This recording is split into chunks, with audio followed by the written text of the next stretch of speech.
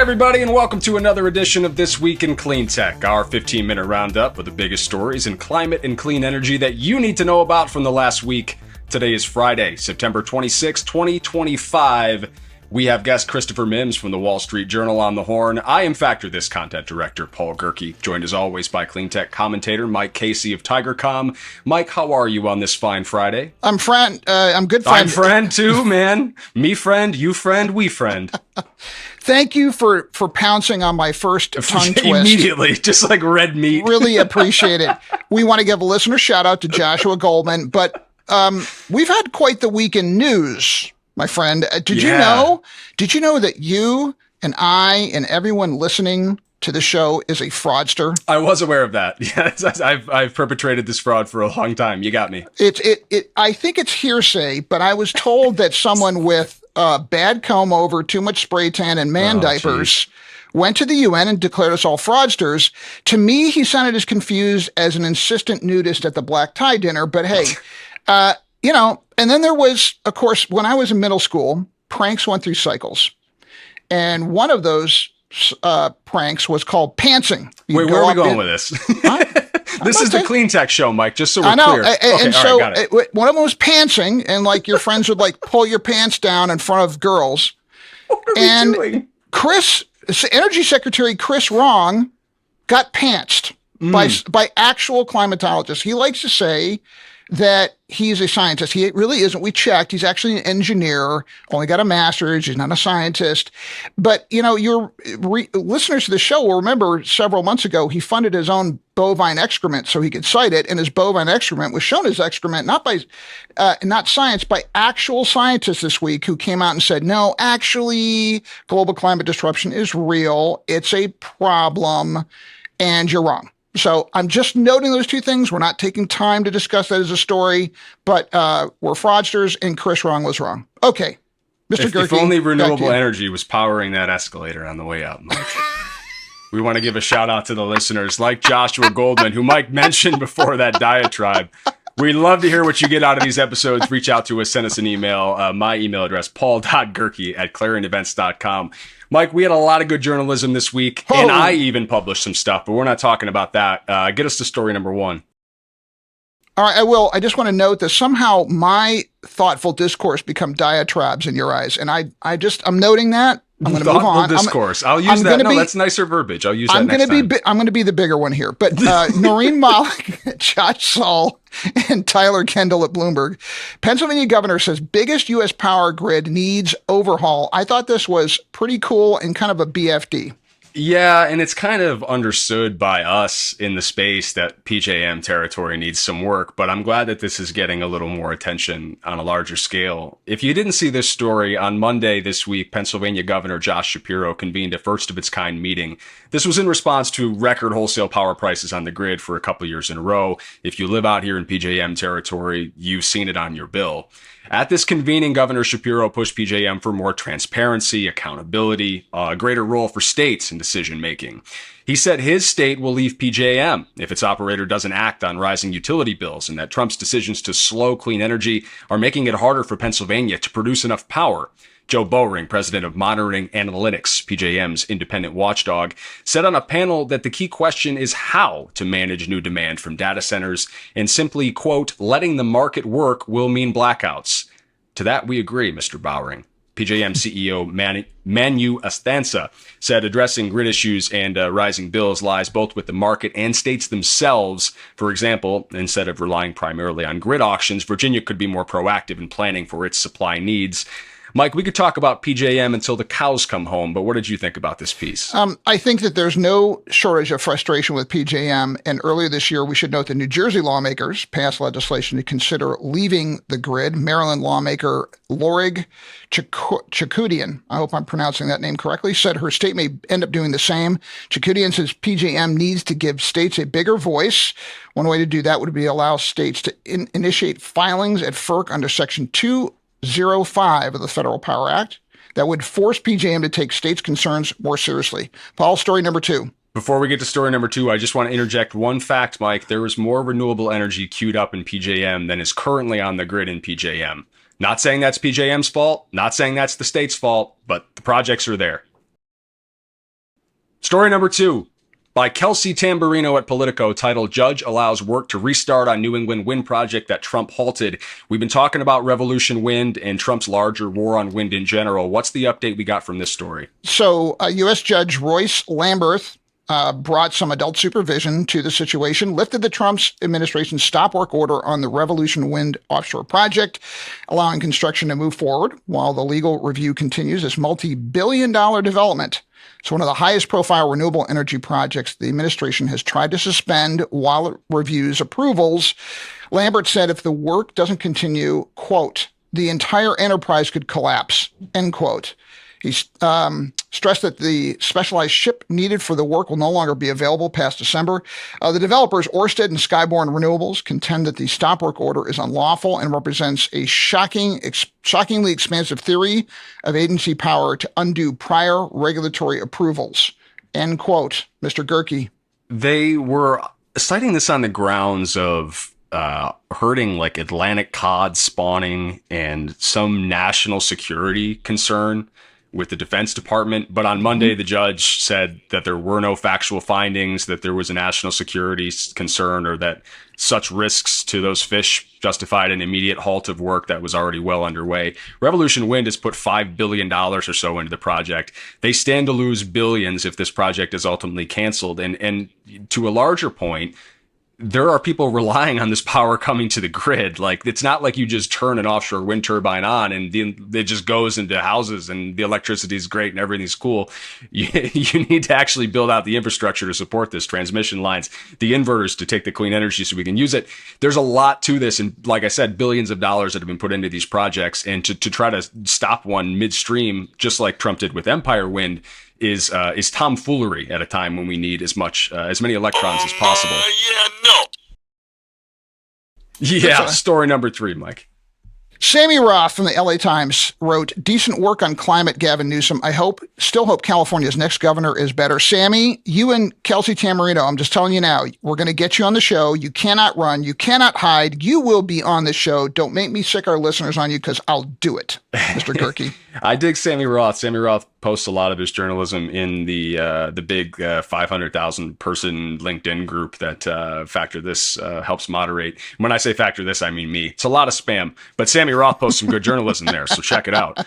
After previous columns that criticized Newsom's actions, quote, backsliding on climate, Roth gives him some credit for some deals that he made last week. IOUs, investor-owned utilities, charge customers only for the cost of power, but shareholders of these utilities earn about 10% when companies invest in infrastructure, like new power lines. And these profits are covered by customer bills. Starting in 2026, next year, Senate Bill 254 blocks these profits on the next $6 billion that utilities spend to cut wildfire risk. Assembly Bill 825 creates a Western electricity market that makes it easier to share solar and wind power across state lines. You may have read about that a bit lately, meaning California can import some of its wind energy and export solar power. California's cap and trade program, which sets statewide limits on pollution from power plants and refineries, was set to expire in 2030, but Assembly Bill 1207 extends that program to 2045 with a few changes. Newsom also secured $20 billion in cap and trade funding for California's high-speed rail, which is a project Roth frames as more about labor support than climate progress. Mike, any thoughts on this piece? Yes.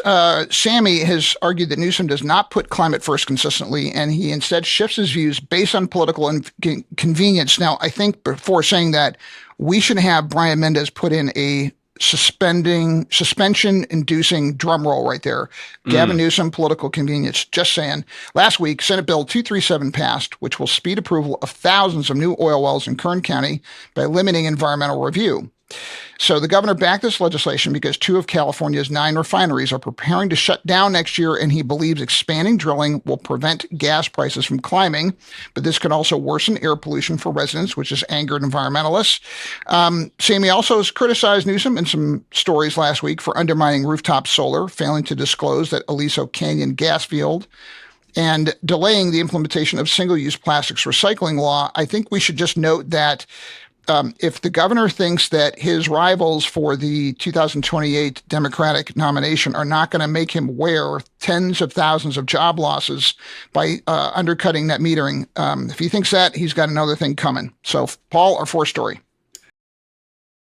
Story number 4 by Keith Bradsher from the New York Times, titled "The Race is On to Make Rare Earth Magnets Outside of China." What's going on?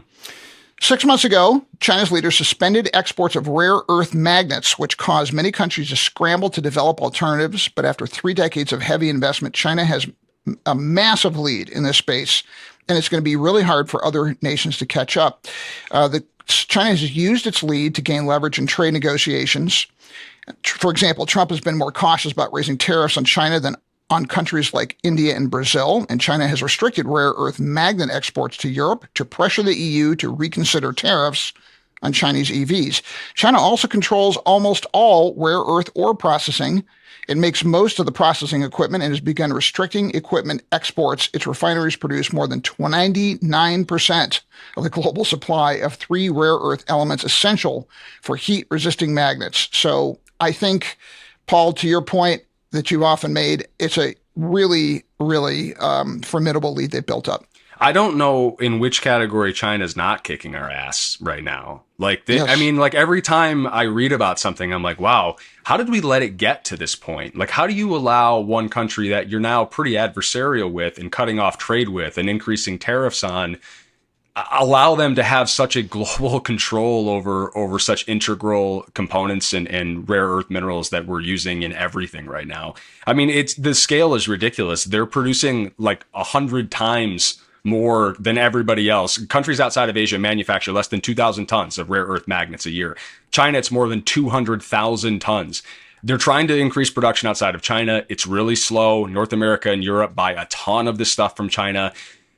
Building a rare earth factory easier than running one. We hear that a lot in the solar industry about glass kilns, Mike, that it's like very expensive to start a kiln up, but it's even harder to keep it fired and running and operating. And it's one of the reasons that we don't make a ton of solar glass in the United States.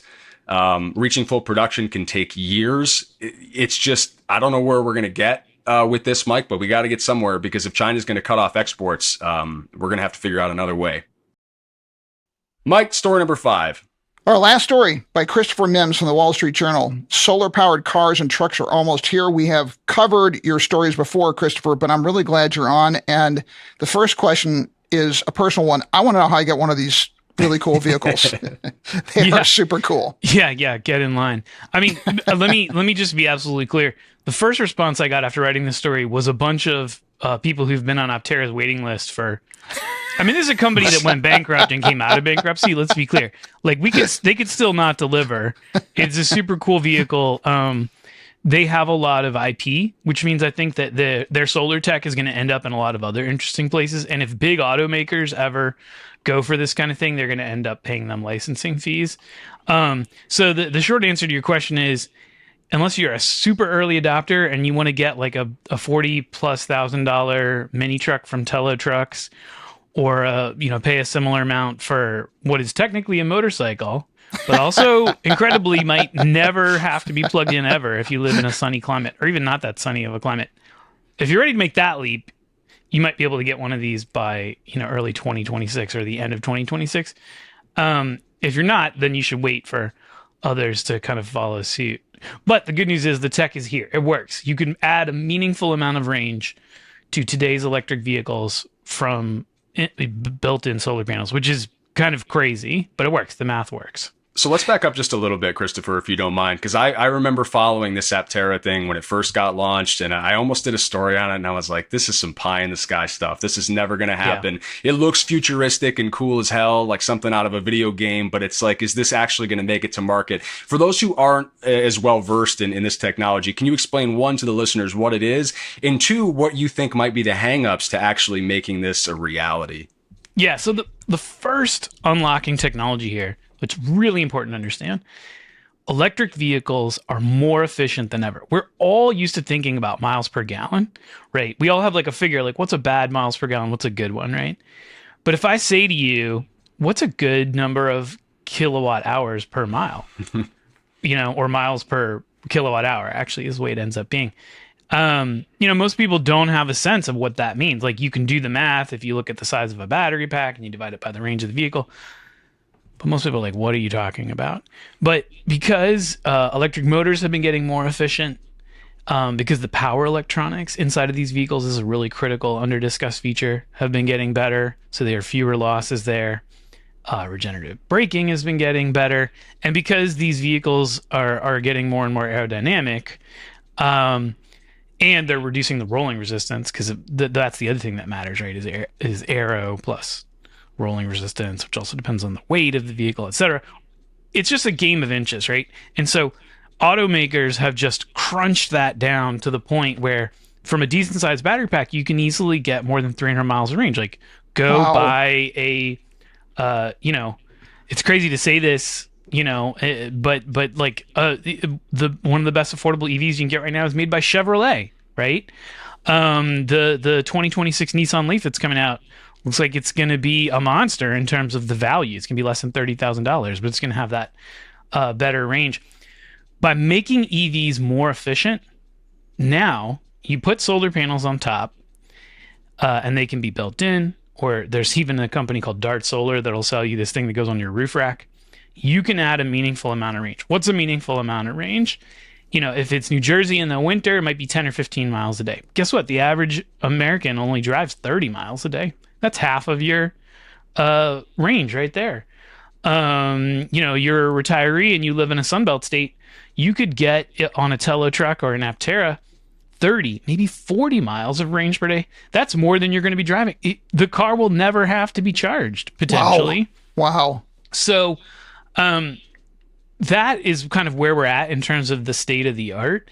But because, solar panels like these automotive grade solar panels cost money, because this hasn't been an area of research for the major automakers, they're not going to put them in mainstream vehicles anytime soon because it's just going to eat into their margins, right? Unless these early startups can prove that there's a market for it. But, hey, I mean, decades ago, there was an early startup that everybody scoffed at, called Tesla, and look at where we are now. So I believe that especially in some parts of the world, maybe not the US, but there's lots of parts of the world that don't have the kind of grid infrastructure that we have. These are going to be huge, right? And it may take the form of like solar powered, like rickshaws or like scooters. Already in a lot of parts of the world, you have off-grid solar charging, right? It's like solar panels, storage, and then, a bunch of delivery guys driving their electric scooters up. So this is coming because electric vehicles have become more efficient and because, solar panels have become a little more durable, and we now know how to get that trickle charge into a high voltage battery in a way that works. Christopher, question for you.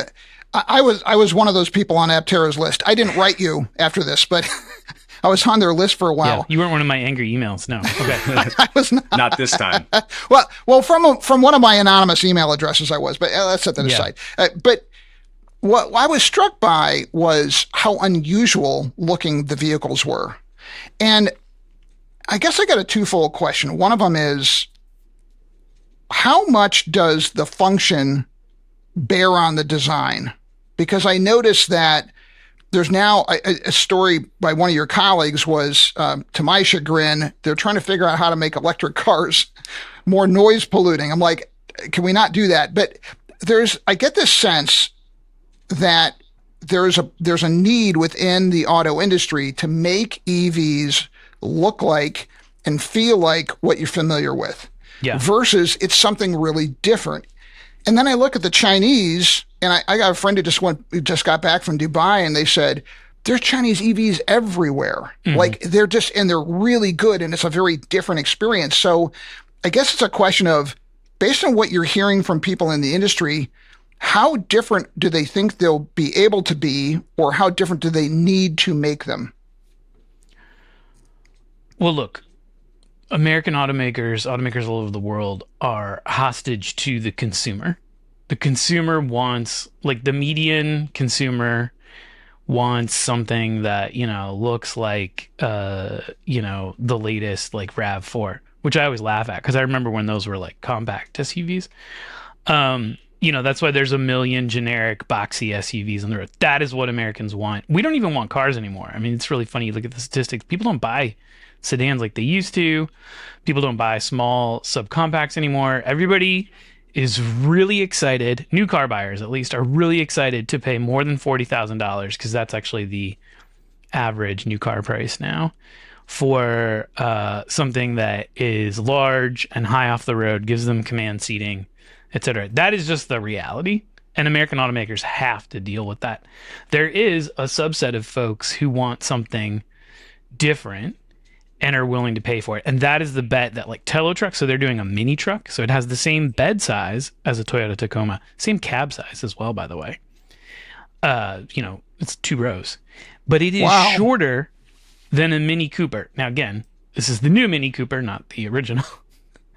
That looks like a go-kart. That's striking. But the way they did that is it's a cab over design. So all the motor, the batteries, everything is under the vehicle, right?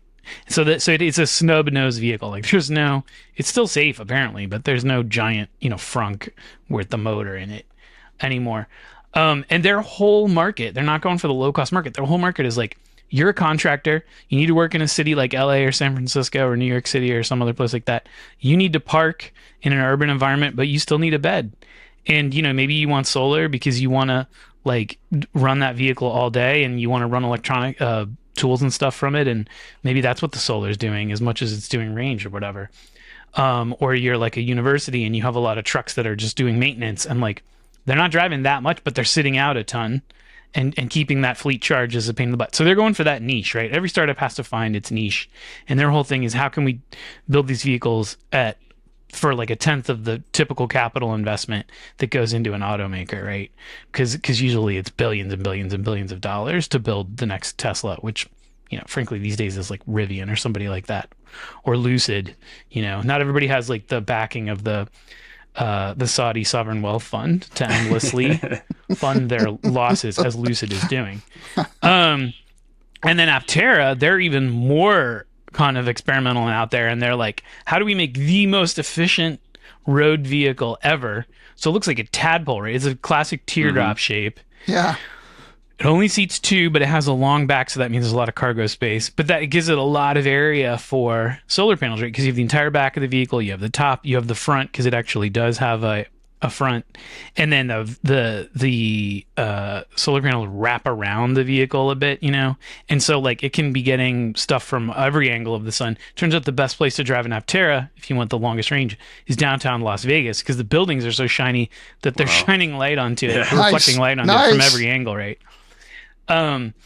So Aptera is an example where form follows function, and the function is how do we create a vehicle that you never have to plug in ever or rarely, right? So even with a very small battery, and I forget the exact size of their battery pack, they're projecting they're going to get more than 400 miles of range.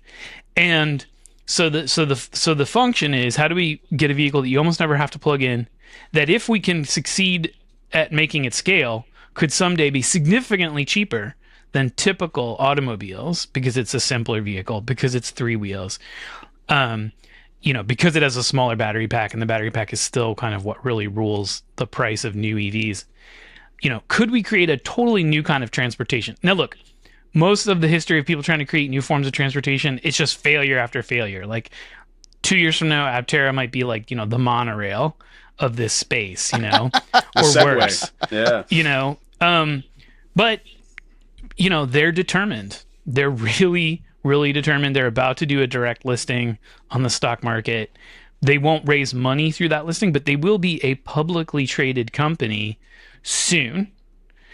And they couldn't give me any details on that. I think they're in a quiet period because they're about to do that direct listing, but like that does give them the opportunity to raise more money in the future and get to actual production. They have a production final vehicle. So according to them, they're close. According to a lot of their biggest fans, they're like, this company disappointed me over and over and over again. I'll never buy it.